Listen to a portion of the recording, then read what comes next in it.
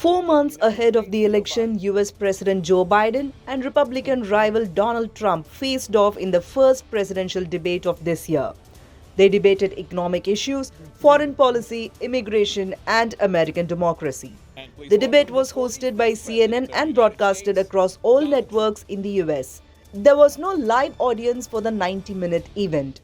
It turned controversial as the two politicians hurled abuses against each other at one point. Here are the highlights of this debate. We have the greatest economy in the history of our country. We have never done so well. Everybody was amazed by it. Other countries were copying us. We got hit with COVID, and when we did, we spent the money necessary so we wouldn't end up in a Great Depression, the likes of which we had in 1929. By the time we finished, so we did a great job. We got a lot of credit for the economy, a lot of credit for the military, and no wars, and so many other things. Everything was rocking good. I was recently in France for D-Day, and I spoke all about those heroes that died. I went to the World War II cemetery, World War I cemetery he refused to go to. He was standing with his four-star general, and he told me, he said, I don't want to go in there because they're a bunch of losers and suckers. My son was not a loser, was not a sucker. You're the sucker. You're the loser. You got to ask these people to put up the money. We're over $100 billion more spent, and it has a bigger impact on them because of location, because we have an ocean in between.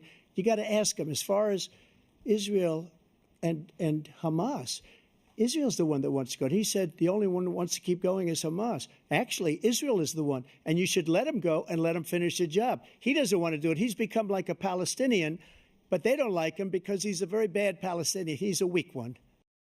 It should have never happened. I will have that war settled between Putin and Zelensky as president-elect before I take office on January 20th. I'll have that war settled.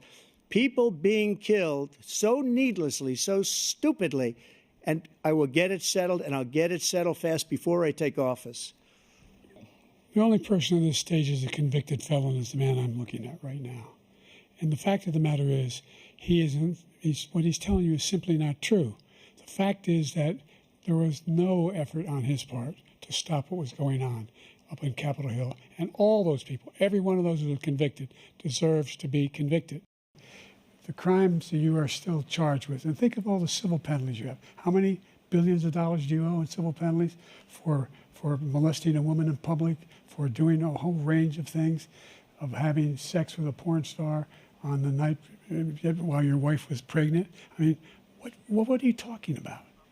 You have the morals of an alley cat. Give you a minute, sir. I didn't have sex with a porn star.